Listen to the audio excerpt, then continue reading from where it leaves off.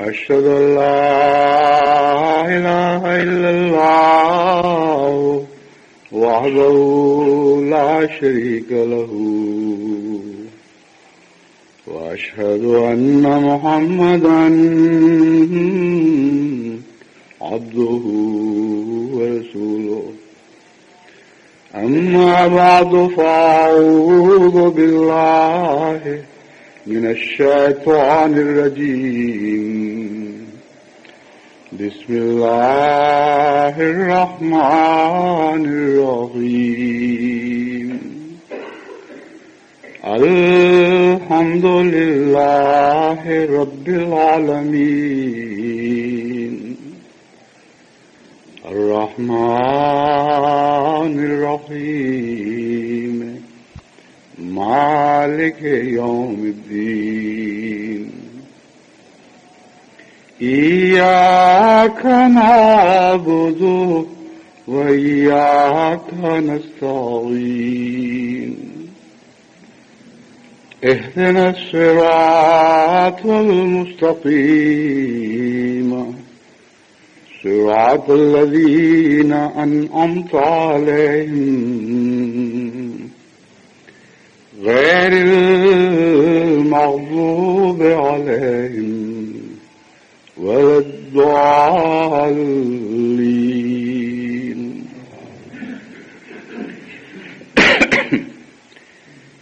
رمضان مبارک اپنے آخری مراحل میں داخل ہو رہا ہے اور آج رات سے وہ عشرہ شروع ہوگا جس عشرے میں ایسی مبارک گھڑیاں بھی آتی ہیں جب خدا تعالیٰ کی فضل سے قبولیت خود آسمان سے نیچے اترتی ہے اور دعاؤں کو دلوں سے اٹھاتی ہے، اور ایک ایسی رات بھی آنے والی ہے جسے لیلۃ القدر کہا جاتا ہے، جس کے متعلق فرمایا کہ وہ ساری عمر کی تمام راتوں سے بہتر رات ہے۔ اگر اس کی برکتیں نصیب ہو جائیں تو ایک انسان کی زندگی بن جائے۔ بس یہ وہ دن ہیں جو خاص دعاؤں کے دن ہیں، خاص محنت کے دن ہیں، یہ وہ راتیں ہیں جن راتوں کو حضرت اقدس محمد مصطفیٰ صلی اللہ علیہ وآلہ وسلم اس طرح زندہ کر دیا کرتے تھے، اس طرح روشن کر دیا کرتے تھے کہ دنوں کی روشنی سے ان کی روشنی بڑھ جاتی تھی۔ حضرت عائشہ صدیقہ رضی اللہ تعالیٰ عنہ بتاتی ہیں کہ حضور صلی اللہ علیہ وآلہ وسلم جو ہمیشہ عبادت پر مستعد رہتے تھے، ان راتوں میں تو یوں لگتا تھا کہ کمر کس لی ہے اور ایسے مستعد ہو گئے گویا آرام کو بھول گئے۔ قرآن کریم سے پتہ چلتا ہے کہ بعض مواقع پر اللہ تعالیٰ نے خود آپ کو سہولت کی نصیحت فرمائی اور فرمایا کہ اتنی محنت نہ کر، کچھ اسے کم کر دے۔ بس یہ وہ عشرہ ہے جو بہت سی برکتیں لے کر آنے والا ہے۔ ہماری دعا ہے کہ اللہ تعالیٰ ہم میں سے زیادہ بندوں کو اس عشرے کی برکتوں سے نوازے اور ہمیں یہ توفیق عطا فرمائے کہ ہم اس کی نظر میں ان برکتوں کے مستحق ٹھہریں۔ بہت سے کمزور ہیں جو اس عشرے میں جاگ اٹھتے ہیں، جو سارا سال غفلت میں سوئے پڑے رہتے ہیں، ان کے لیے بھی ہمیں دعا کرنی چاہیے کہ ان کی آنکھ ایسی روشنی میں کھلے کہ پھر انہیں ہمیشہ کے لیے روشنی سے محبت ہو جائے اور سوائے مجبوری کے پھر وہ آنکھیں بند کرنے والے نہ ہوں۔ ایسے بھی لوگ ہیں جو اس عشرے سے ڈرتے ہیں اور خوف کھاتے ہیں کہ شاید ہم اس کا حق ادا نہ کر سکے ہوں۔ ایسے بھی ہیں جو روزے نہیں رکھ سکتے اپنی کمزوریوں کی وجہ سے، اور وہ سمجھتے ہیں کہ سب خدا کی خلقت اس کی رحمتیں لوٹ رہی ہے اور ہم محروم ہوئے بیٹھے ہیں۔ اگرچہ قرآن کریم میں ان کے لیے خوشخبری ہے کہ تم پر کوئی حرج نہیں، تمہارا کوئی جرم نہیں، اور خدا تعالیٰ تم سے مغفرت کا سلوک فرمائے گا، مگر دلوں کا کیا علاج کہ وہ اپنے آپ کو محروم سمجھتے اور اس محرومی میں جلتے ہیں۔ ان کے لیے بھی ہمیں دعائیں کرنی چاہیے کہ اللہ تعالیٰ ان کی سکینت کے سامان فرمائے اور ان کی محرومیوں کو عنایات میں تبدیل فرما دے،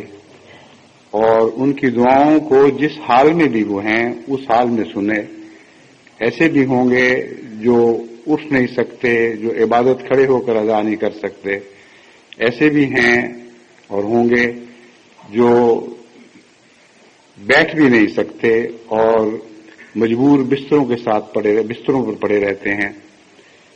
ایسے بھی ہوں گے جو کروٹ تک نہیں بدل سکتے، ایسے بھی ہوں گے جو لب تک نہیں ہلا سکتے۔ بس ان سب مجبوروں کو بھی ہمیں اپنی دعاؤں میں یاد رکھنا چاہیے کہ اللہ تعالیٰ ان کی مجبوریوں اور بے بسیوں پر رحمت کی نظر فرمائے اور ان کے دلوں سے وہ دعائیں اٹھائے جن کا میں نے ذکر کیا ہے کہ بسا اوقات اس عشرے میں خدا کی قبولیت آسمان سے زمین پر اترتی ہے اور دلوں سے دعاؤں کو اٹھا کر عرش تک پہنچا دیتی ہے۔ اس خاص عشرے کے دوران یہ حسن اتفاق ہے یا اللہ تعالیٰ کا تصرف ہے کہ وہ مضمون بھی اپنے آخری مراحل میں داخل ہو رہا ہے جو میں گزشتہ کچھ عرصے سے سورہ فاتحہ سے متعلق بیان کر رہا ہوں، اور ان دونوں باتوں کا انطباق ہو چکا ہے۔ بس آج کے مضمون میں اس حصے کی طرف احباب جماعت کو متوجہ کروں گا۔ پہلے بھی میں مختصراً ذکر کر چکا ہوں، لیکن اب زیادہ تفصیل سے متوجہ کرنا چاہتا ہوں کہ جب ہم کہتے ہیں کہ اہدنا الصراط المستقیم صراط الذین انعمت علیہم، تو ہم کیا دعا مانگتے ہیں اور ہمیں کیا دعا مانگنی چاہیے؟ یہ ہے تو ایک دعا، لیکن ایک ایسے برتن کی طرح ہے جسے ہم نے اپنے جذبات اور اپنی امنگوں سے بھرنا ہے اور اپنے خیالات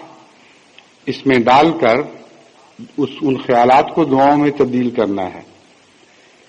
اس ضمن میں یاد رکھنا چاہیے کہ جب ہم یہ دعا کرتے ہیں ایاک نعبد و ایاک نستعین، تو اس دعا کے دو رخ ہیں، ایک پہلے کی طرف اور ایک بعد کی طرف۔ پہلے رخ کے لحاظ سے ہم یہ دعا کرتے ہیں کہ اے وہ خدا جس کا حسن سورہ فاتحہ نے ہم پر ظاہر فرمایا ہے، جس نے ہمیں چکا چوند کر دیا ہے، ہماری نظروں کو چکا چوند کر دیا ہے اور ہمارے دل میں عشق کا شعلہ بھڑکا دیا ہے، ہم تیری عبادت کرنا چاہتے ہیں اور صرف تیری عبادت کرنا چاہتے ہیں، لیکن تیری مدد کے بغیر یہ ممکن نہیں۔ بس ایاک نستعین، ہم تجھ سے ہی مدد چاہتے ہیں کہ عبادت کا حق ادا کریں اور عبادت کے سب فیض پانے کے لیے بھی تجھ ہی سے مدد چاہتے ہیں۔ یہ رخ تو پہلے کی طرف ہے۔ یہ سورہ فاتحہ کا اعجاز ہے کہ اس نے اس دعا کو ایسے مرکز میں رکھا کہ دونوں طرف برابر چسپاں ہوتی ہے۔ آئندہ کے لیے اس دعا کا مفہوم یہ بنتا ہے کہ اے خدا، ہم تیری عبادت کرتے ہیں اور تجھ سے ہی مدد چاہتے ہیں اس معاملے میں کہ اہدنا الصراط المستقیم، کہ ہمیں سیدھے راستے پر چلا، کیونکہ اس راستے پر چلنا تیری مدد کے بغیر ممکن نہیں ہے۔ اس پہلو سے جب ہم اس مضمون کا مزید مطالعہ کریں گے تو یہ حقیقت اور زیادہ ہم پر واضح ہو جائے گی کہ اس دعا کی مدد کے بغیر صراط مستقیم پر چلنا ہرگز انسان کے بس کی بات نہیں۔ بس ہم کیا دعا کرتے ہیں، اس پہلو سے میں آپ کو کچھ مزید باتیں قرآن کریم کے مطالعہ کی روشنی میں سمجھانا چاہتا ہوں۔ یہ کہنا تو بہت آسان ہے، اہدنا الصراط المستقیم صراط الذین انعمت علیہم، نعمتیں مانگی جا رہی ہیں اور اس میں کون سی مشکل بات ہے؟ لیکن جو مشکل بات ہے وہ یہ ہے کہ نعمتیں نہیں مانگی جا رہی، بلکہ نعمتیں حاصل کرنے والوں کا رستہ مانگا جا رہا ہے۔ اس لیے یہ غلط فہمی دل سے نکال دیں کہ گویا یہ دعا ہے کہ اے اللہ ہماری جھولی میں ساری نعمتیں ڈال دے۔ یہ ایسی بات ہے جیسے کوئی دعا کرے کہ اے خدا، میں تو ہاتھ پر ہاتھ دھر کے بیٹھا رہوں گا، تو میری جھولی میں ہر قسم کے پھل ڈال دے۔ یہ تو بہت آسان دعا ہے، مگر جو دعا کی سکھائی گئی ہے اس کا مطلب یہ ہے کہ اے خدا میں پھل چاہتا ہوں، لیکن اس طرح جس طرح تیری محنت کرنے والے بندوں نے پھل حاصل کیے، اس طرح پھل چاہتا ہوں جس طرح باغبان نے لمبے عرصے تک محنتیں کی، گٹھلیاں زمین میں گاڑی، ان کی ارد گرد زمین کی نلائی کی، اسے نرم کیا، ہر قسم کی ضرورت پوری کی۔ جب راتوں کو اٹھنا پڑا تو راتوں کو اٹھا، جب چلچلاتی دھوپ میں پودوں کی حفاظت کے لیے جانا پڑا تو چلچلاتی دھوپ میں ان کی حفاظت کے لیے گیا، جب پانی کی ضرورت بھی پڑی تو پانی سے ان کو سیراب کیا، غرضی کہ لمبا عرصہ محنت کرتا چلا گیا، ہر قسم کے جانوروں سے حفاظت کی، ہر قسم کے چوروں چکوں سے ان کی حفاظت کی، اپنے بچوں کی طرح انہیں پالا پوسا، یہاں تک کہ وہ درخت تیری رحمت کے سائے تلے بڑے ہوئے۔ اور پھر اس تمام عرصہ میں وہ تجھ سے دعائیں کرتا رہا کہ اے خدا اس درخت کو آسمانی آفات سے بھی بچا، محنت تو میں نے کی لیکن پھل لانا تیرا کام ہے،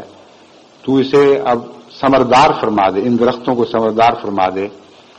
پھر اس کی دعائیں مقبول ہوئیں اور پھر کثرت سے ان درختوں کو پھل لگے۔ اے خدا مجھے ان زمینداروں کا رستہ دکھا اور ان زمینداروں کے رستے پر چلنے کی توفیق عطا فرما۔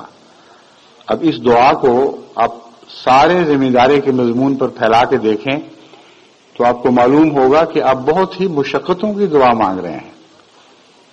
آپ حیران ہوں گے یہ سوچ کر کہ آپ نرم سے منہ سے کیا مانگ بیٹھے ہیں۔ اس صورتحال پر تو وہی فارسی کا شعر صادق آتا ہے کہ الا یا ایھا الساقی ادر قاسم و ناول تھا کہ عشق آسان نمود اول ولے افتاد مشکل تھا، کہ اے ساقی پیالے کو چکر میں لا، پیالے کا دور چلا اور میں گساروں کے ہاتھوں تک پہنچا دے۔ کیوں اس کی ضرورت پیش آئی؟ اس لیے کہ ہم یہ سمجھتے تھے شروع میں ہم یہ سمجھتے تھے کہ عشق آسان ہے، ہم عشق کو عیش سمجھتے تھے، ہم سمجھتے تھے کہ عشق لڑائیں گے اور مزے اڑائیں گے۔ ولے افتاد مشکل ہا، اب عشق آن پڑا ہے تو مصیبت آ پڑی،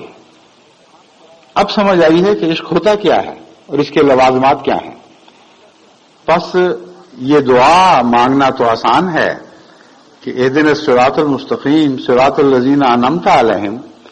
لیکن جب ان رستوں پر چلنے کی کوشش کریں گے اور اس دعا کے مفہوم کو پوری طرح سمجھیں گے تب سمجھ آئے گی کہ خدا سے کیا مانگ بیٹھے ہیں۔ لیکن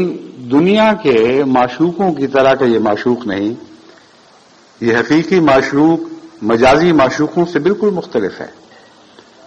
وہ تو اپنے عشاق کی مدد نہیں کرتے، لیکن یہ معشوق ہر آن اپنی عشاق کی مدد کے لیے مستعد کھڑا رہتا ہے۔ وہ ان کے دل کی پکار پر کان دھرتا ہے اور ہمیشہ اس بات کا خیال رکھتا ہے کہ کب میرا عاشق مجھے مدد کے لیے پکارے تو میں دوڑتا ہوا اس کی طرف بڑھوں۔ جب وہ سوال کرتا ہے تو ان کو اس کو جواب دیتا ہے انی قریب، اے میرے بے قرار بے چین بندے، اے میرے متلاشی، میں تو تیرے پاس ہی ہوں۔ یہ ایسا معشوق ہے جو ماں سے بہت بڑھ کر اپنے طلبگار بچے سے حسن و احسان کا سلوک کرتا ہے۔ بس جہاں یہ راہ مشکل ہے وہاں آسان بھی ہو جاتی ہے اگر دعاؤں کی مدد سے اس کو آسان کیا جائے اور خدا سے وہ تعلق باندھا جائے جو محبت اور پیار اور عشق کا تعلق ہے۔ اس وضاحت کے بعد میں چند نمونے آپ کے سامنے قرآن کریم کے بیان کے پیش نظر رکھتا ہوں۔ قرآن کریم میں مختلف جگہ منعم علیہم کا ذکر بھی فرمایا گیا اور ان لوگوں کا ذکر بھی فرمایا گیا جو مغضوب ہیں یا ضالین ہیں۔ عام طور پر معاملے کو آسانی سے سمجھانے کی خاطر یہ کہا جاتا ہے کہ مغضوب علیہم کے متعلق جب آپ سوچیں تو یہ سوچیں کہ گویا یہود کا ذکر چل رہا ہے اور ضالین کی بات کریں تو ذہن میں عیسائیوں کی تاریخ کو لے آئیں، لیکن یہ بات اتنی سادہ اور ایسی آسان نہیں، اور اس طرح یک لخت اور یک دفعہ کسی ساری کی ساری قوم کو مغضوب قرار دینا درست نہیں،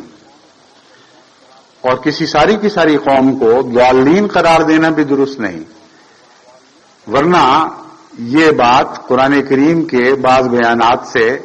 متصادم ہو جائے گی، ان بیانات سے ٹکرا جائے گی، کیونکہ یہی وہ کتاب ہے جس میں بہت سے یہود کی بہت بڑی بڑی تعریفیں فرمائی گئیں اور ان کو خدا کے نیک بندے قرار دیا گیا۔ یہی وہ کتاب ہے جس نے بہت سے عیسائیوں کی بہت تعریفیں فرمائیں اور انہیں خدا کا عابد زاہد بندہ قرار دیا، ایسا بندہ جو خدا کی خاطر دنیا تج کے ایک طرف چلے گئے اور عمر بھر عبادات میں صرف کر دی۔ بس ایسی کتاب کے مضمون کو اس رنگ میں سمجھنا کہ اسی کتاب کے دوسرے مضمون سے ٹکرانے لگے درست نہیں۔ بس جب ہم کہتے ہیں کہ مغضوب علیہم کے رستوں سے ہمیں بچا، تو یہود کی بات ان معنوں میں سوچتے ہیں کہ یہود قوم میں بہت سے ایسے ہیں جنہوں نے شروع تاریخ سے ہی ایسی غلطیاں کی جو خدا کے غضب کا نشانہ بنانے والی بھی تھیں اور دنیا کے غضب کا نشانہ بنانے والی بھی تھیں۔ بس یہود سے نہیں بلکہ ان بار بار ٹھوکنے والے اور غلطیوں کرنے والوں کی راہ سے بچانے کی دعا ہے جو خدا کے غضب کا اور بنی نوع انسان کے غضب کا نشانہ بنے۔ بس ان مکروہات سے بچنے کی دعا ہے جو مکروہات خدا کے غضب پر منتج ہو جاتی ہیں، اور اسی طرح ان غلطیوں اور ٹھوکروں سے بچنے کی دعا ہے جن میں عیسائی قوم بحیثیت قوم مبتلا ہوئی اور خدا کے ایک عاجز بندے کو خدا کا بیٹا بنا بیٹھی۔ لیکن خود ان میں بہت سے نیک لوگ بھی ہیں، قرآن کریم کے بیان کے مطابق ایسے نیک لوگ بھی ہیں جب وہ خدا کا ذکر کرتے ہیں تو ان کی آنکھیں آنسوں سے تر ہو جاتی ہیں، ان کے دل نرم پڑ جاتے ہیں، وہ خدا کے حضور راتیں اٹھ کر گریہ ازاری میں اور جھک کر اس کے حضور عبادت کرتے ہوئے گزارتے ہیں۔ ایسے گروہ یہود میں سے بھی ہیں اور انصار میں سے بھی اور نصارہ میں سے بھی ہیں۔ بس کسی قوم سے نفرت کی تعلیم نہیں دی گئی بلکہ بعض برائیوں سے نفرت کی تعلیم دی گئی اور ان کی مثالیں آپ کے سامنے معاملے کو آسان بنانے کے لیے رکھی گئیں۔ ایک اور وجہ اس دعا کو زیادہ وسیع معنوں میں لینے کی یہ ہے کہ قرآن کریم سے تو پتہ چلتا ہے کہ دنیا میں ہر جگہ خدا تعالیٰ نے وحی کے ذریعے اپنے پیغام بھیجے، رسول مبعوث فرمائے، خوشخبریاں دینے والے بھیجے، ڈرانے والے بھیجے، اور ان کی قوموں نے بھی ان سے ایسے سلوک کیے کہ بعض انعام پانے والی بن گئیں اور بعض مغضوب ہو گئیں اور بعض ضالین ٹھہریں۔ تو اگر اس دعا کو صرف یہود اور عیسائیوں کے ذکر پر ہی محدود کر دیں گے تو ان مشرکین کا کیا بنے گا جنہوں نے حضرت اقدس محمد مصطفیٰ صلی اللہ علیہ وآلہ وسلم کی سب سے زیادہ مخالفت کی اور جن کے متعلق اللہ تعالیٰ نے فرمایا کہ نجس ہے شرک، اور ہر دوسری چیز کو خدا معاف فرما دے گا مگر شرک کو معاف نہیں فرمائے گا۔ اور ان قوموں کا کیا بنے گا جو ہندوستان یا چین یا جاپان یا دوسری دنیا میں یا شرک میں مبتلا ہیں اور مبتلا رہی ہیں یا دوسرے کئی قسم کے ایسے گناہوں میں ملوث ہوئیں جو خدا کے اور بنی نوع انسان کے غضب کا نشانہ بنانے والے گناہ تھے۔ اور پھر ان قوموں کا کیا بنے گا جو دنیا کے مختلف خطوں میں نئی دنیا میں یا پرانی دنیا میں پیدا ہوئیں اور ضالین ٹھہریں خدا کے حضور۔ بس اس مضمون کو اتنے محدود تصور کے ساتھ اپنے ذہن میں نہ جمائیں بلکہ اس وسیع تصور کے ساتھ ذہن میں جمائیں، اور ساری دنیا میں ہر وہ قوم جو بعض غلطیوں کی وجہ سے خدا کی نظر میں مغضوب ٹھہرے اس سے بچنے کی دعا کرے، اور ہر وہ قوم جو گمراہ ہو گئی اور بعض نیکیاں بھی اپنی قائم رکھیں لیکن بعض بدیوں میں بھی مبتلا ہوئی، اچھے برے کو ملا دیا، اور اس طرح خدا نے انہیں گمراہ قرار دیا،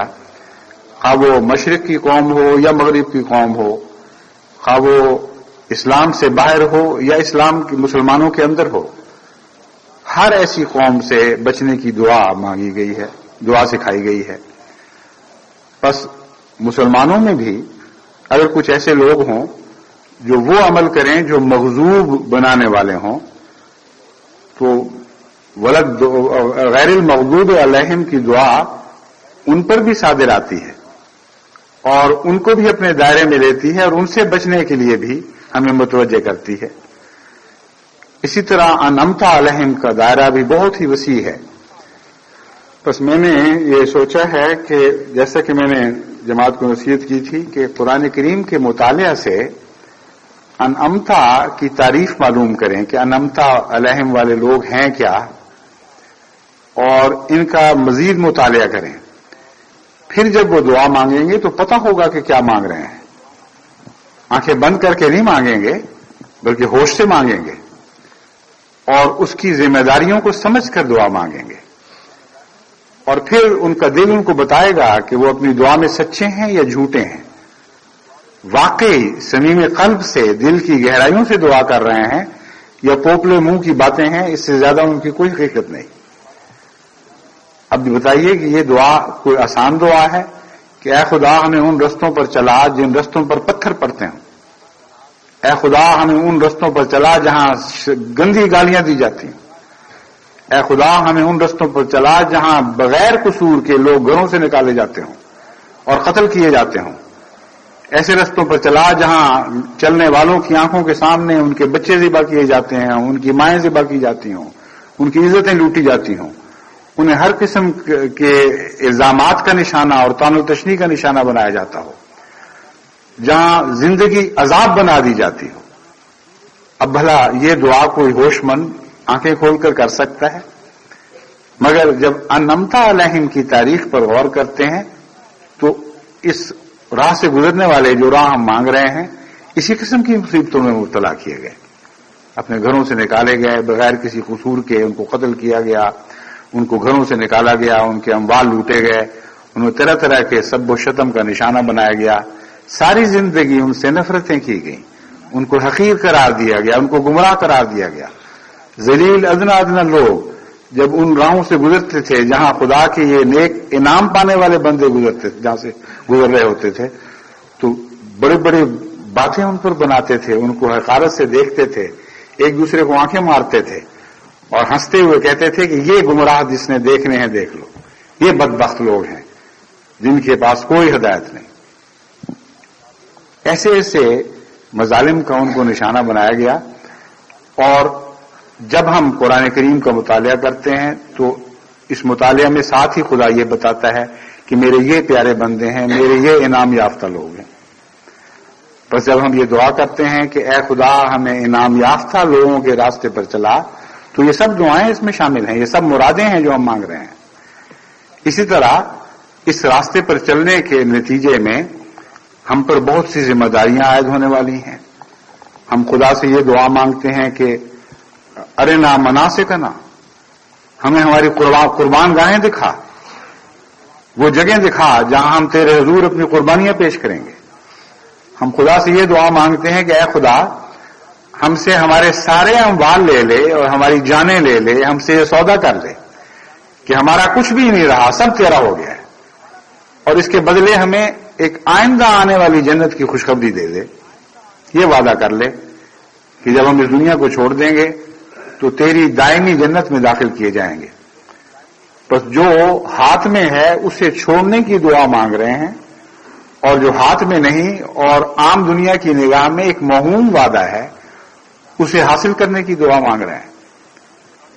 یہی وجہ ہے کہ ایسے لوگوں کو پھر لوگ بے وقوف کہتے ہیں، یعنی پاگل ہیں، ان کو پتہ ہی نہیں کہ یہی دنیا ہے، جو آج کی زندگی ہے، بس یہی سب کچھ ہے۔ آنکھیں بند تو سب کچھ ختم، اور وہ ہنستے ہیں اور مذاق اڑاتے ہیں اور کہتے ہیں یہ پاگل خدا، یہ لوگ خدا کے بندے بنتے ہیں، ہوش والے بنتے ہیں، جو بے وقوف ہیں، سفہاء ہیں۔ لیکن ان خدا کے نیک بندوں کے کانوں میں خدا کی آواز پڑتی ہے، الا انہم هم الصفاء ولکن لا یعلمون، خبردار ان کے تانوں سے تم مزمحل نہ ہو جانا، ان کے تانوں سے تم کہیں امیدیں نہ چھوڑ بیٹھنا، ہم تمہیں بتاتے ہیں، الا انہم هم الصفاء، کہ خبردار یہی وہ لوگ ہیں جو بے وقوف ہیں، تم بے وقوف نہیں ہو، تم عقل والے ہو، تم نے صحیح سودے کیے ہیں۔ تو یہ دعائیں ہیں جو ہم مانگتے ہیں، اور پھر زنجیریں مانگتے ہیں، قید کی دعا مانگتے ہیں، یہ دعا مانگتے ہیں کہ ساری عمر ہماری پابندیوں میں ظرف ہو جائے، یہ دعا مانگتے ہیں کہ اس قید خانے میں ہمیں ڈال جس کا ذکر تیرے سچے رسول محمد مصطفیٰ صلی اللہ علیہ وآلہ وسلم نے ان الفاظ میں فرمایا کہ الدنیا سجن للمومن و جنت للکافر، کہ دنیا تو مومن کے لیے ایک قید خانہ ہے، ایک مصیبت خانہ ہے جس میں وہ پڑ جاتا ہے، کسی چیز کی آزادی نہیں رہتی، یہ نہیں کرنا وہ نہیں کرنا، سونے لگتا ہے تو پابندیوں کے ساتھ سوتا ہے، اٹھتا ہے تو پابندیوں میں آنکھیں کھولتا ہے، جو قدم اٹھاتا ہے یہ سوچتا ہے کہ یہ خدا کی ناراضگی کا قدم تو نہیں، اور کون سا ایسا قدم اٹھاؤں کہ خدا کی پابندی کی زنجیروں میں جکڑا رہتے ہوئے دھیرے دھیرے آہستہ آہستہ انہی راہوں پر قدم اٹھاؤں جن راہوں پر یہ زنجیریں مجھے جانے کی اجازت دیتی ہیں۔ بس حضرت صلی اللہ علیہ وآلہ وسلم نے تو قصے کو مختصر فرما دیا، کہا ہاں اب دعا مانگو کہ اے خدا ہمیں عمر بھر کا قیدی بنا دے، ایسا قیدی بنا دے جس کی گویا ساری آزادیاں چھین لی گئیں۔ بس یہ دعا ہے جو آپ مانگ رہے ہیں، اور 5 وقت بھولے پن سے اپنی ہر نماز کی ہر رکعت میں مانگتے ہیں، اور پھر جو اور بھی زیادہ خدا کے سادہ لو اس سے محبت کرنے والے پیار کرنے والے بندے ہیں وہ نفلوں کے اضافے کرتے ہیں، راتوں کو اٹھتے ہیں، دنوں کی دعا سے مطمئن نہیں ہوتے، کہتے ہیں ابھی پوری مصیبتیں ہم نے نہیں مانگی، اے خدا اب باقی وقت ہم مزید مصیبتیں مانگتے ہیں، جو کچھ رہ گیا ہے وہ ہم پر نازل فرما۔ یہ عرض کرتے ہیں اے خدا ہمیں ان لوگوں میں شامل فرما، ان لوگوں میں شامل نہ فرما جو یہ سمجھتے ہیں قرآن کے بیان کے مطابق کہ ایمان لانا کافی ہے اور اس کے بعد کوئی ابتلا نہیں آئیں گے، ہمیں ان لوگوں میں داخل فرما جنہوں نے جو ایمان لائے یہ جانتے ہوئے کہ یہ ابتلاؤں کا رستہ ہے، اور یہ دعا کرتے ہوئے داخل ہوئے کہ اے خدا اب وہ ابتلا ڈال ہم پر، لیکن یہ رحم فرما کہ ان ابتلاؤں میں ثابت قدم فرما، ان ابتلاؤں سے زندہ سلامت گزار دے، اور پھر ہم تیرے فضلوں کے وارث بنتے ہوئے ان ابتلاؤں کے دور سے نکلیں۔ بس ایاک نعبد و ایاک نستعین کی دیکھیں کتنی ضرورت تھی، شروع میں ہی خدا سے یہ التجا کرنے کی ضرورت تھی، عبادت تو تیری ہی کرتے ہیں اور کسی اور کی نہیں کرتے، تیری کرنا چاہتے ہیں کسی اور کی نہیں کرنا چاہتے، مگر اے خدا بہت مشکل رستہ ہے، تیری مدد کے بغیر ہم وہ دعا بھی نہیں کر سکتے جو دعا تو ہمیں سکھا رہا ہے اور ابھی آنے والی ہے۔ بس ایاک نستعین کا یہ پہلو اہدنا الصراط المستقیم کے ساتھ جڑا ہوا ہے، اور اس کا مطلب یہ بنے گا کہ اے خدا ہمیں اس دعا کی توفیق عطا فرما دے، سچی دعا کی۔ اور امر واقعہ یہ ہے کہ جب آپ اس سارے مضمون کو قرآن کے بیان کی روشنی میں پڑھتے ہیں اور سمجھتے ہیں تو یہ دعا بہت مشکل اور مشکل سے مشکل تر ہوتی چلی جاتی ہے۔ بہت سے ایسے مقام آتے ہیں کہ جب انسان کا دل کانپ جاتا ہے، ڈر جاتا ہے، اور اسے اس دعا کی تفصیل کے ساتھ ہمت نہیں پڑتی، وہ تفصیل جو قرآن کریم نے ان دعا کرنے والوں کی ہمارے سامنے ایک تاریخ کی صورت میں کھول کر رکھ دی ہے، اس تفصیل کو پیش نظر رکھتے ہوئے یہ دعا مانگنے کی ہمت نہیں پڑتی۔ بس ایاک نستعین کی شدید ضرورت ہے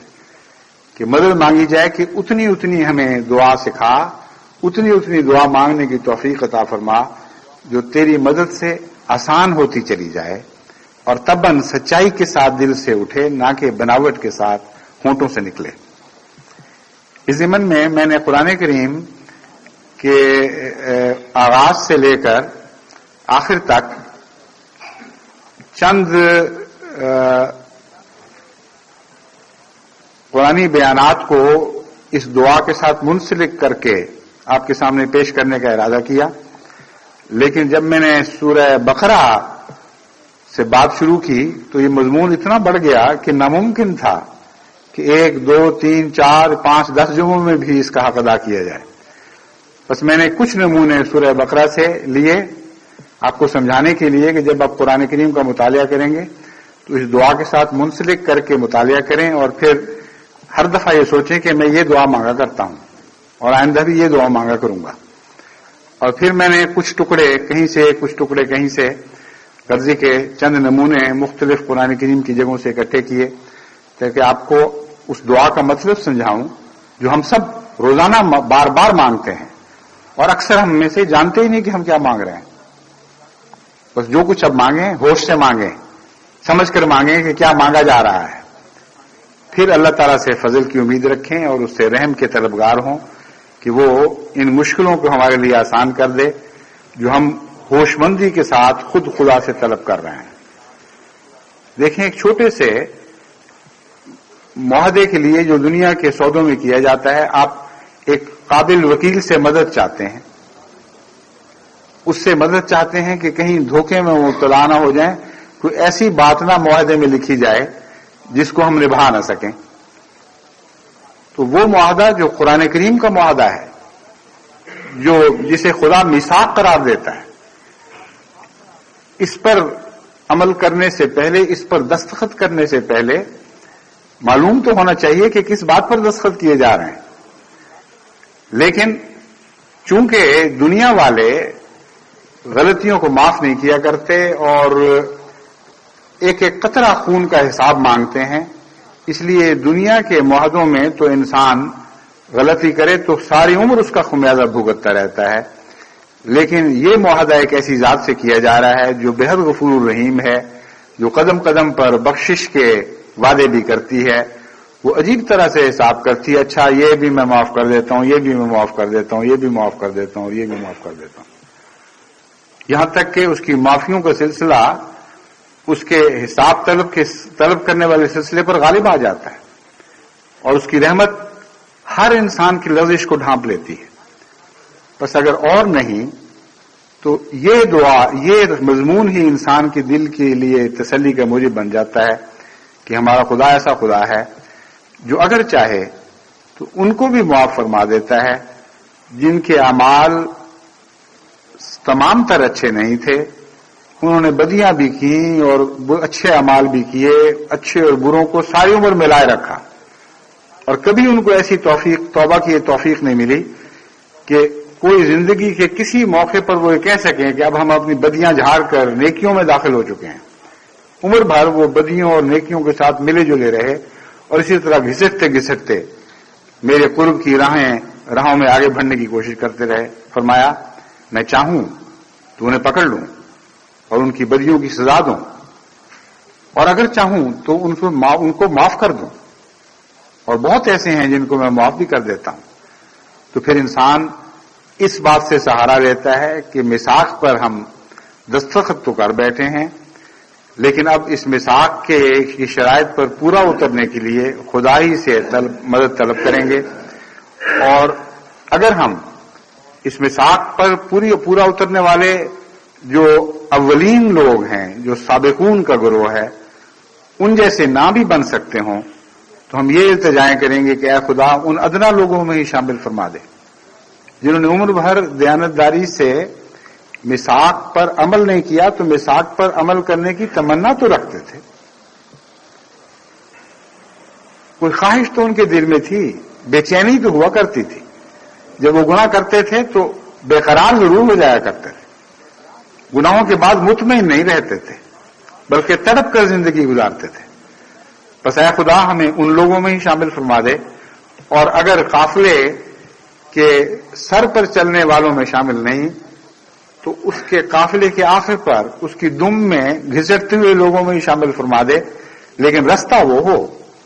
انعمت علیہم کہ جن پر تو نے انعام کیا، مغضوب کے رستے پر ہمیں نہ ڈالنا۔ بس اب میں آپ کو وہ لکھی ہوئی دعاؤں کی شکل، لکھے ہوئے مضمون میں قرآن کریم کے واقعات کو دعاؤں کی شکل میں ڈھال کر پیش کرتا ہوں۔ قرآن آیات میں یہ مضمون دعاؤں کی صورت میں ظاہر نہیں فرمایا گیا،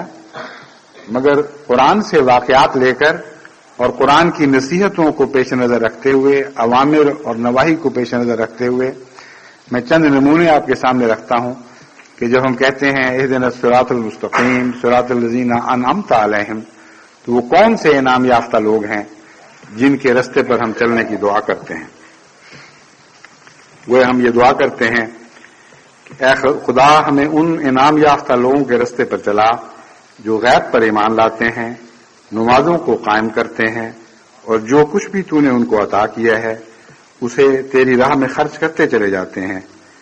اور حضرت محمد رسول اللہ صلی اللہ علیہ وآلہ وسلم پر اتاری ہوئی تعلیم پر اور سب گزشتہ تعلیمات پر ایمان لاتے ہیں، اور آئندہ ہونے والی موعود خبروں پر بھی یقین رکھتے ہیں۔ اور اے خدا ہمیں ان لوگوں کے رستے پر چلا جو اپنی مرادوں کو پا لیتے ہیں، اور اے خدا ہمیں ان لوگوں کے رستوں پر چلا جنہوں نے تجھے اپنا بھی رب تسلیم کیا اور ان کا رب بھی تسلیم کیا جو پہلے گزر چکے تھے، اور تقوی کی راہوں پر چلے۔ اے خدا ہمیں ان لوگوں کی راہ دکھا جن کو تو نے سدا بہار جنتوں کی بشارت دی ہے، جن کے نیچے نہریں بہتی ہیں، اور اے خدا ہمیں ان لوگوں کی راہ دکھا جو ہر اس درخت کے پھل سے احتراز کرتے ہیں جس کا کھانا تو نے منع فرما دیا ہے، اور اس پھل کی طرف ہاتھ نہیں بڑھاتے جسے تو نے ممنوع قرار دیا۔ اے خدا ہمیں ان لوگوں کا رستہ دکھا جو ہمیشہ تیری نعمتوں کا ذکر کرتے رہتے ہیں، اور جو عہد تجھ سے باندھا ہے اس پر پختگی سے قائم رہتے ہیں۔ ہمیں ان لوگوں کی راہ پر چلا جو ہر اس تعلیم پر ایمان لاتے ہیں جو اس تعلیم کی تصدیق کرتی ہے جو قرآن میں اتاری گئی، اور تیری آیات کو ادنا اغراض کی خاطر بیچ نہیں ڈالتے، اور صرف تیرا ہی تقوی اختیار کرتے ہیں، اور وہ جھوٹ کی ملونی سے پاک اور خالص دل رکھتے ہیں، جو نماز کو قائم کرتے ہیں اور زکوٰۃ کو ادا کرتے ہیں، اور تیرے حضور جھکنے والوں کے ساتھ ہر مقام اطاعت پر جھک جاتے ہیں۔ ان لوگوں کا رستہ دکھا جو صبر اور دعاؤں کے ذریعے سے تجھ سے مدد مانگتے ہیں اور تیرے حضور عاجزی اور تذلل اختیار کرتے ہیں، اور تیرے حضور عاجزی اور تذلل اختیار کرنا ان پر بار نہیں ہوتا، ان پر گرا نہیں گزرتا۔ وہ جو یہ امید لیے بیٹھے ہیں کہ وہ اپنے رب سے ضرور ملاقات کریں گے اور بالآخر اسی کی طرف لوٹ کر جانے والے ہیں، اے خدا ہمیں وہ نعمتیں بھی عطا کر جو پہلی امتوں کو عطا کی گئیں، اور اپنے ان فضلوں سے بھی نواز جنہوں نے پہلی امتوں کو تمام جہانوں پر فضیلت دی تھی، جن کے ذریعے تو نے پہلی امتوں کو تمام جہانوں پر فضیلت عطا فرمائی تھی، اور ان خوش نصیبوں میں سے بنا جو ان کی مثالیں زندہ کرنے والے ہیں، جنہوں نے تیری نعمتوں کے گیت گائے اور تیری نعمتوں کے ذکر اور تیرے ذکر کو بلند کیا۔ ہمیں ان انعام یافتہ لوگوں کے رستے پر چلا جو مواخذہ کے اس دن سے ڈرتے رہتے ہیں جبکہ کوئی جان کسی دوسری جان کے کام نہیں آئے گی، اور اس کی کوئی شفاعت کسی کے حق میں قبول نہ کی جائے گی، اور کسی جرم کے بدلے اسے کوئی مدد میسر نہ آئے گی۔ ہمیں ان لوگوں کی راہ پر چلا جن کی لغزشوں کو تو نے معاف فرما دیا، اور تیرے عفو کے نیچے وہ تیرے بے انتہا شکر گزار بندے بن گئے، اور ان لوگوں کی راہ پر چلا جن کو جب کتاب اور فرقان عطا کیے گئے تو ان کی ہدایت سے انہوں نے خوب استفادہ کیا۔ اے خدا ہمیں ان لوگوں کی راہ پر چلا جن کی خطاؤں کو تو نے معاف فرما دیا، اور ان محسنوں کی راہ پر چلا جنہیں تو نے احسان کی توفیق بخشی اور ان کے حسن و احسان کو اور بڑھا دیا، اور ہمیں ان لوگوں کی راہ پر چلا جو تجھ پر اور جزا سزا کے دن پر حقیقی ایمان لائے اور نیک اعمال بجا لائے، اور جن کو تو نے محفوظ اجر کی ضمانت دی اور سلامتی کا یہ پیغام دیا کہ کوئی خوف تم پر غلبہ نہ پا سکے گا، اور لمبے غموں میں مبتلا نہیں کیے جاؤ گے۔ اے خدا، ہمیں ان لوگوں کے رستے پر چلا جنہوں نے تجھ سے یہ عہد باندھا کہ تیرے سوا کسی کی عبادت نہیں کریں گے، اور والدین سے اور اقربا سے اور یتیموں سے اور مسکینوں سے حسن سلوک سے پیش آئیں گے، اور تیرے بندوں سے نرم گفتاری سے کام لیں گے اور انہیں اچھی باتیں کہیں گے، اور اسی طرح انہوں نے تیری عبادت کو قائم کرنے اور تیری راہ میں خرچ کرنے کا عہد کیا، اور پھر وفا کے ساتھ ان عہدوں پر قائم رہے۔ اب دیکھیں، یہ ایک بہت سی ان صفات میں سے یہ چند صفات ہیں جو خدا کے ان بندوں کی بیان فرمائی گئی ہیں جو خدا سے باندھے ہوئے عہدوں کو پورا کرتے ہیں اور صراط مستقیم پر چلتے ہیں اور انعام یافتہ میں شمار ہوتے ہیں، اور روزمرہ کی عام بات، زندگی کی عام باتیں ہیں جن میں ہم میں سے اکثر ٹھوکر کھاتے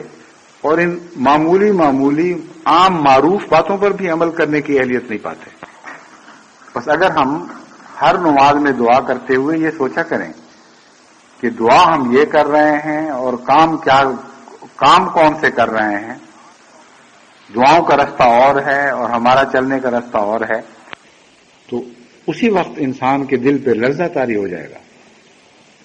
عام انسان سے اگر کچھ مانگے اور دل میں کوئی اور بات ہو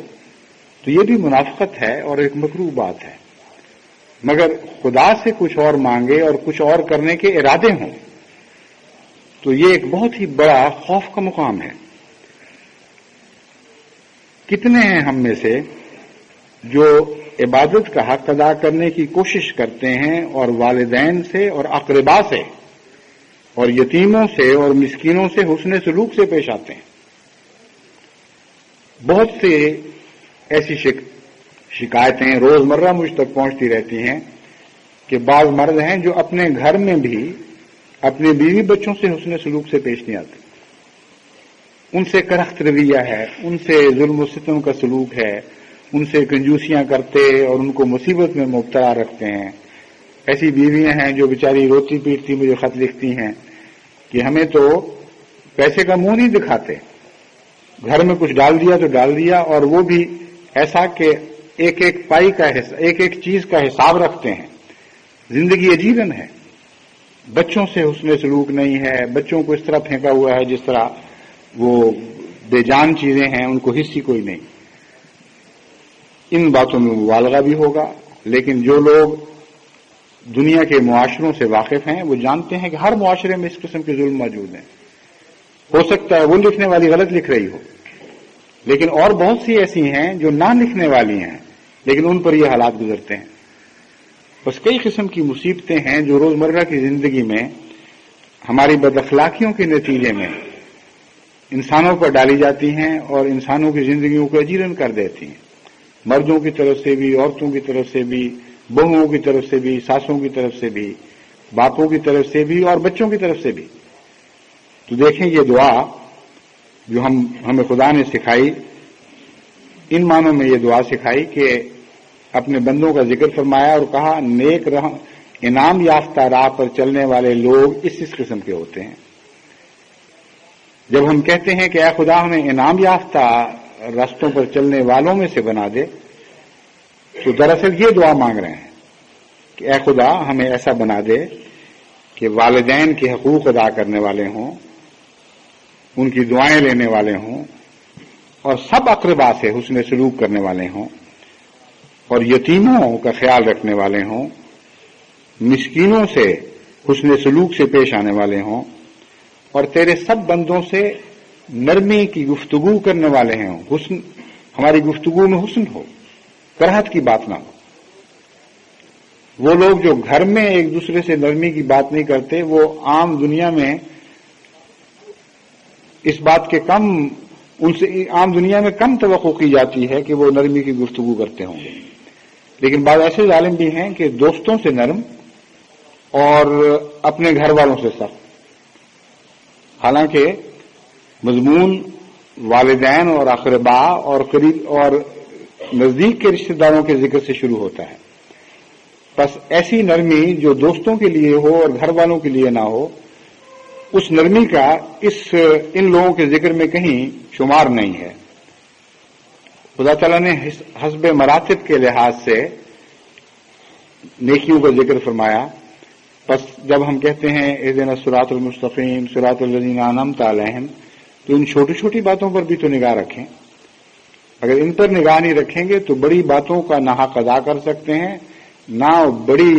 باتیں مانگنے کی جرات کر سکتے ہیں. اور جب بھی آپ بڑے بڑے مضامین کو سوچ کر اپنے دل کو ٹٹولیں گے تو آپ کو معلوم ہوگا کہ آپ کی دعا میں طاقت نہیں ہے ان مضامین کی متحمل ہو سکے. کانپ جاتی ہے، جیسے کوئی بڑا بھاری وزن کوئی کمزور انسان اٹھانے کی کوشش کرے. تو یہ دعا ہی بہت بھاری ہے، لیکن اگر ہم غور کرنے والے ہوں اور اگر یہ دعا اٹھا لیں تو اس دعا کے نتیجے میں جتنی ذمہ داریاں ہیں اگر سچے دل سے اس دعا کو اٹھا لیں وہ خدا خود اٹھا لیتا ہے.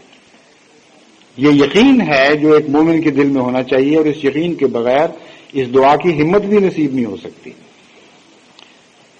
چنانچہ ہم یہ دعا کرتے ہیں کہ اسی طرح انہوں نے تیری عبادت کو قائم کرنے اور تیری راہ میں خرچ کرنے کا عہد کیا. جن لوگوں نے تیری عبادت کو قائم کرنے اور تیری راہ میں خرچ کرنے کا عہد کیا اور پھر وفا کے ساتھ ان عہدوں کو نبھایا، ہمیں ان لوگوں کے راستے پر چلا. اے خدا، ہمیں ان لوگوں کی راہ دکھا جو اس بات سے بے خبر نہیں کہ تو ہی زمین و آسمان کا مالک ہے اور تیرے سوا کوئی دوست اور مددگار ان کے کام نہیں آ سکتا. ہمیں ان لوگوں کی راہ دکھا جن کا قبلہ ہمیشہ تو رہا، تیری حضوری سے وہ اپنے وجود کو ہمیشہ نیا حسن عطا کرتے رہے. یعنی وہ لوگ جن کا اجر تیرے پاس ہے اور تیرے تعلق کے فیض سے وہ ہر دوسرے خوف اور غم سے آزاد ہو گئے. ہمیں ان لوگوں کی راہ دکھا جو جس راہ پر بھی چلے ہمیشہ تجھے پیش نظر رکھا، جو تمام وسعتوں کا مالک خدا ہے. اے خدا، تجھے پیش نظر رکھا جو تمام وسعتوں کا مالک خدا ہے، ہر چیز کا علم رکھنے والا ہے. جو کچھ زمین و آسمان میں ہے اسی کا ہے اور ہر چیز اسی کی اطاعت کا دم بھرتی ہے. وہ جو زمین و آسمان کو عدم سے وجود میں لانے والا ہے اور جب کسی تخلیق کا ارادہ باندھتا ہے تو فرماتا ہے کہ ہو جا، اور لازماً وہ ہو کر رہتی ہے. بس اے خدا، ہمیں اس یقین کے ساتھ ان راہوں پر چلا کہ ہم ایسی قدرتوں کے مالک خدا سے مدد مانگنے والے ہیں. پھر ہمیں ان لوگوں میں شامل فرما جو تیری کتاب کی تلاوت کرتے ہیں اور اس کا حق ادا کرتے ہیں. یعنی دن رات تلاوت کے لیے وقت نکالتے اور پھر غور اور سمجھ کے ساتھ تیری کتاب کی تلاوت کرتے ہوئے اس کے مضامین کو اخذ کرنے کی کوشش کرتے ہیں، اس کے مضامین میں ڈوبنے کی کوشش کرتے ہیں، سمجھنے کی کوشش کرتے ہیں، اور ہر وقت اپنے آپ کو اس کتاب کی کسوٹی پر پرکھتے رہتے ہیں. یہ مضمون ہے جو حق تلاوت کا مضمون ہے. ہم اس کی بھی دعا مانگتے ہیں اور پھر یہ دعا مانگتے ہیں کہ ابراہیم علیہ الصلوۃ والسلام کی طرح ہمیں ہماری قربان گاہیں دکھا، ہمیں آزمائشوں میں ڈال،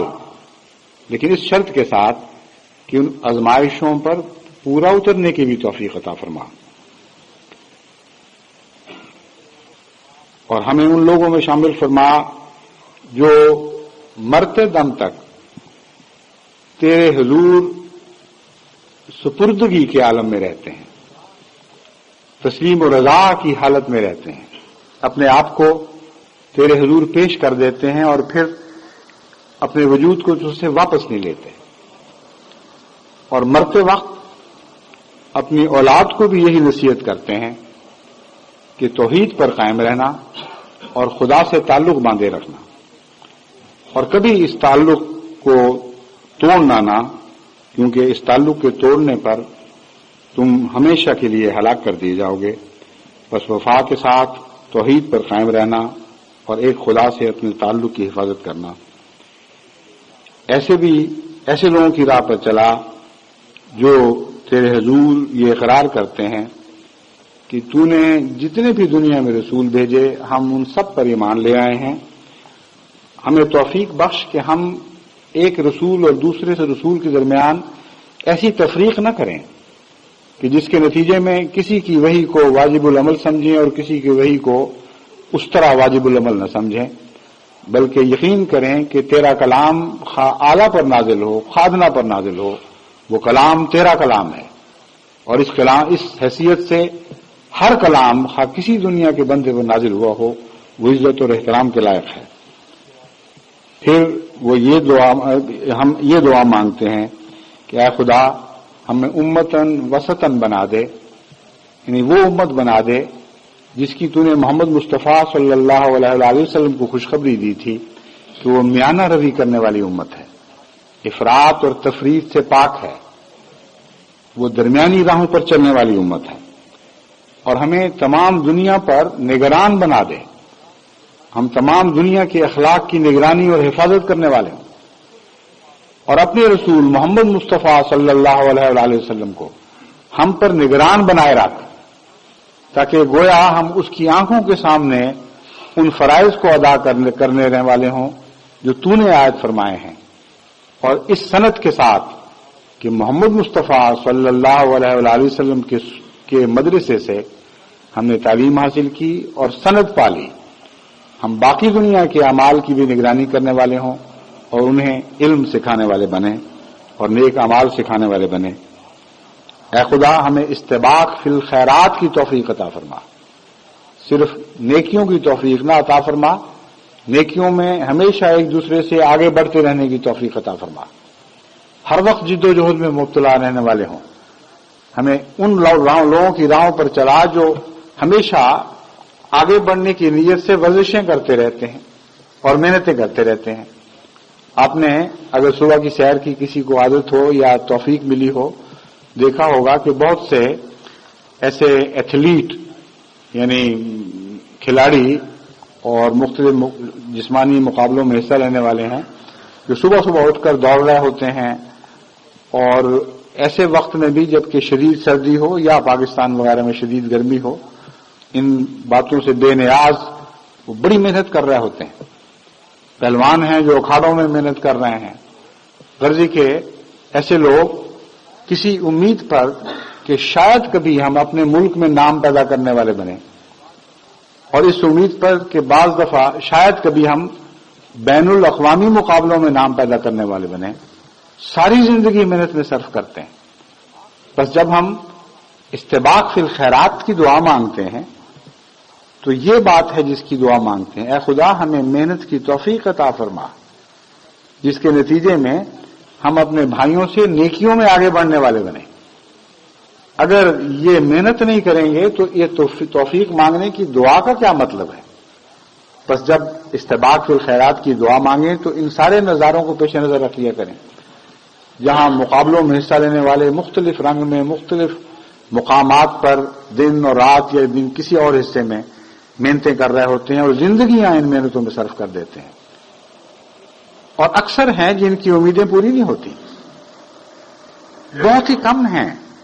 جن کی امیدیں پوری ہوتی، اور وہ جانتے ہیں کہ شاید ہی ہزاروں میں سے ایک ہم بن سکیں جو اپنی آرزوؤں کا پورا ہوتا دیکھ سکیں گے، پھر بھی وہ محنت کرتے ہیں۔ تو یہ دعا سکھائی کہ اے خدا ہمیں ایسی محنتیں کرنے کی بھی توفیق عطا فرما جن کا پھل ہر شخص کو نصیب ہو ہی نہیں سکتا، مگر ان محنتوں کا کچھ نہ کچھ فیض ہر شخص پا ہی لیتا ہے، عام دنیا کے انسانوں کے مقابلے پر وہ بہتر ہوتا چلا جاتا ہے۔ بس استباق فی الخیرات کرنے والوں کی راہ پر ہمیں ڈال دے، صبر و صلات اور شہادت پر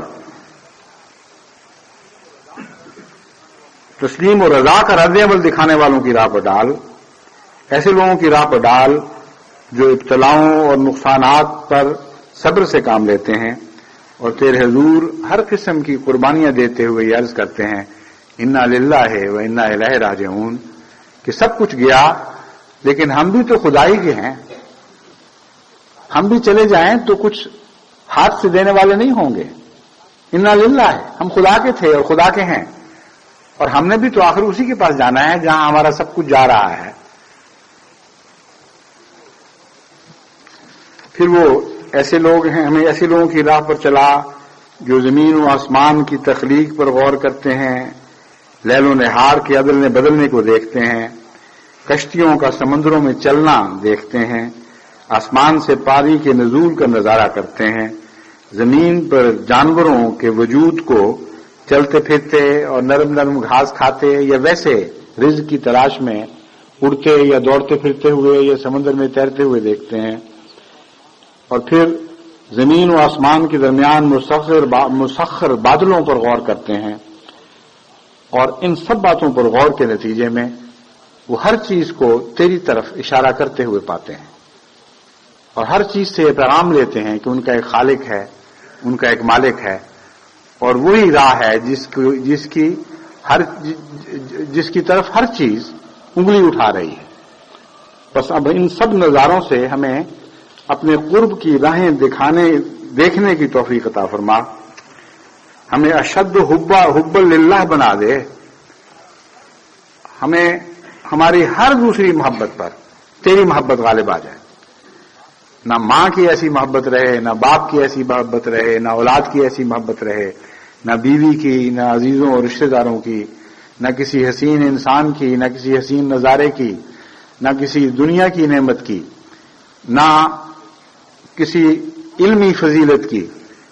ہر دوسری محبت سے تیری محبت بڑھ جائے۔ اے خدا ہمیں حلال طیب رزق عطا فرما، اور ان لوگوں کے رستوں پر چلا جو غیر حلال رزق حاصل کر سکتے تھے لیکن نہیں کیا، اور تجھ سے دعائیں مانگتے ہوئے حلال رزق کی وسعت کی دعا مانگی اور حلال رزق پر ہی قانے رہے،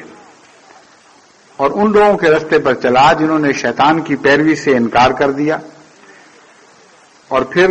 ان لوگوں کے رستے پر چلا جنہوں نے جب تجھے آواز دی کہ اے خدا تو کہاں ہے، تو نے ہر آواز کے مقابلے پر یہ جواب دیا انی قریب انی قریب، اے میرے پکارنے والے بندے میں تیرے قریب ہوں، میں تیرے قریب ہوں۔ اے خدا ہمیں مناسک حج اور عمرہ ادا کرنے والوں کی راہ پر چلا، اے خدا ہمیں ان لوگوں کی راہ پر چلا جنہوں نے اپنی زندگی کا زاد راہ تقویٰ بنا لیا، اور خواہ ان کے پاس کچھ اور نہیں تھا، انہوں نے ہمیشہ اس یقین کے ساتھ تیری راہ میں قدم آگے بڑھائے کہ سب سے زیادہ زاد راہ کی جس کی ضرورت پیش آ سکتی تھی وہ تقویٰ ہے، چنانچہ تقویٰ سے انہوں نے دامن بھر لیا اور خالی ہاتھ تیری راہ میں سفر اختیار نہیں کیا۔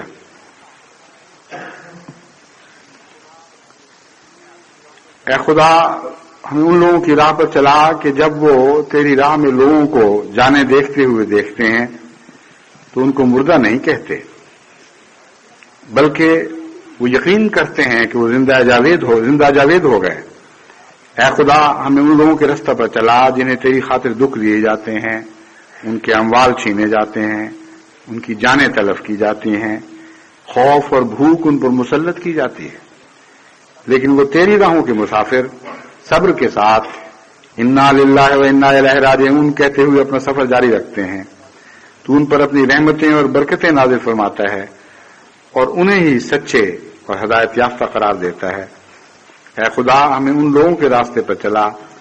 جنہوں نے زخم پر زخم کھائے لیکن اس کے باوجود تیری اور تیرے رسول کی ہر آواز پر لبیک کہا،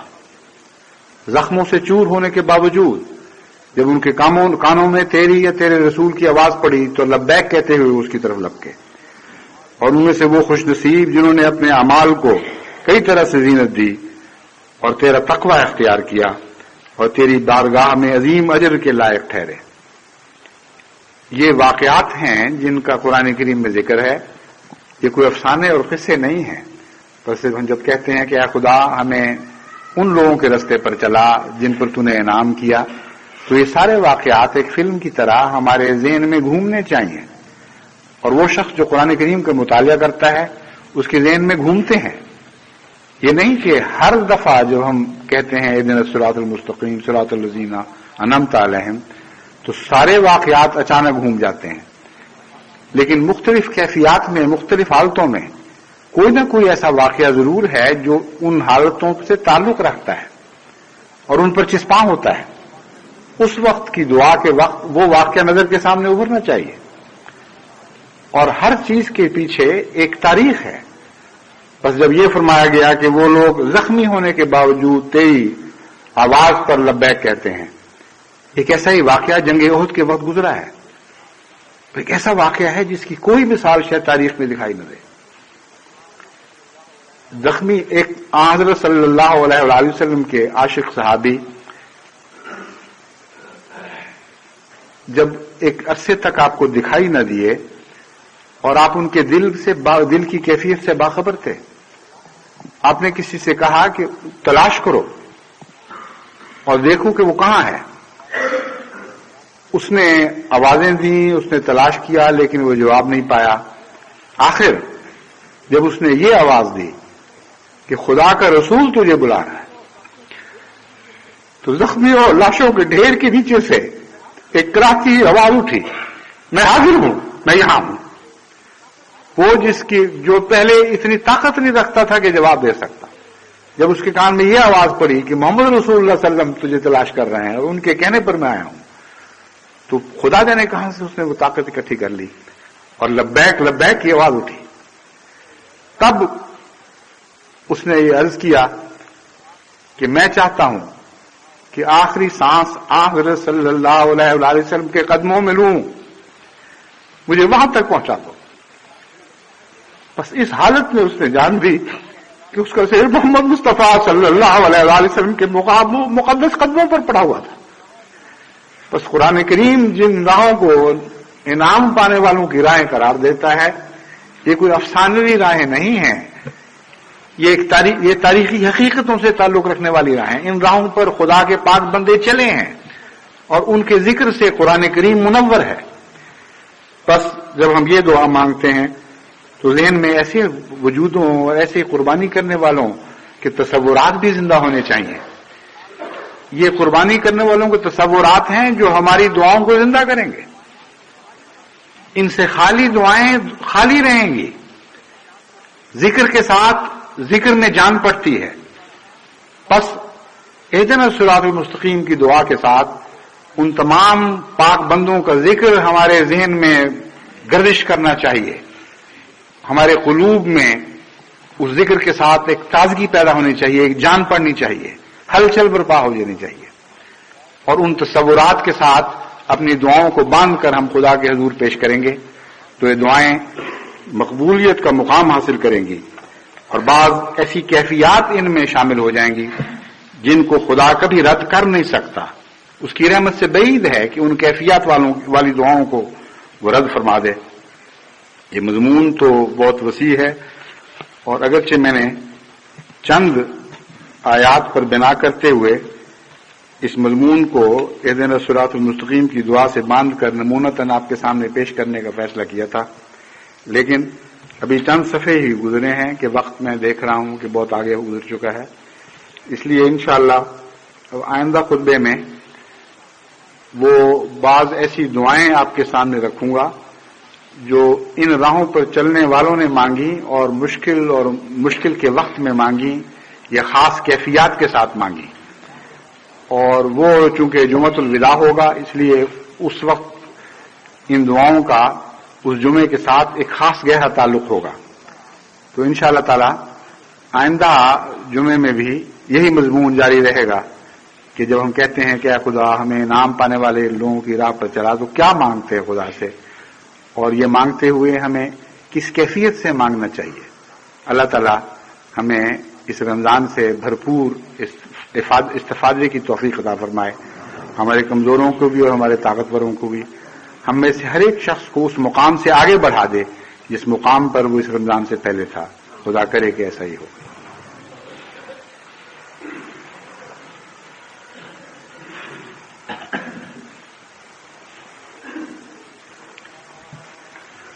الحمد لله نحمده ونستعينه ونستغفره ونؤمن به ونتوكل عليه ونعوذ بالله من شرور أنفسنا ومن سيئات أعمالنا من يهده الله فلا مضل له ومن يضلله فلا هادي له ونشهد أن لا إله إلا الله وحده لا شريك له ونشهد أن محمدا عبده ورسوله عباد الله رحمكم الله إن الله يأمر بالعدل والإحسان وإيتاء ذي القربى وينهى عن الفحشاء والمنكر والبغي يعظكم لعلكم تذكرون اذكروا الله يذكركم وادعوه يستجب لكم ولذكر الله أكبر